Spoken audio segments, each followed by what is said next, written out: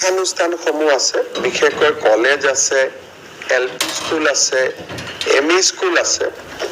আৰু যেতিয়া আমি চেন্ট্ৰেলাইজ গ্ৰেড 4ৰ পৰীক্ষা পাতো তেতিয়াহ'লে সাধাৰণতে আমাৰ গাঁৱত যিজন কৰ্মচাৰী হ'ব লাগে প্ৰাথমিক বিদ্যালয়খনত, মাধ্যমিক বিদ্যালয়খনত বা হাইস্কুলখনত মেৰিটত কেতিয়াবা বেলেগ জিলাৰ পৰা ল'ৰা ছোৱালী গৈ পায়।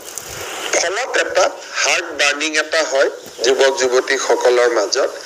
সেইকাৰণে চৰকাৰে এটা সিদ্ধান্ত লৈছে যে LP school, ME school, higher secondary school এই তিনিওটা লগত যিমান চতুৰ্থ বৰ্গৰ কৰ্মচাৰী হ'ব সেইখিনি আমি এটা নীতি প্ৰণয়ন কৰিম, যি নীতিৰ জৰিয়তে নিজৰ গাঁওখনৰ পৰাই ল'ব পাৰিব।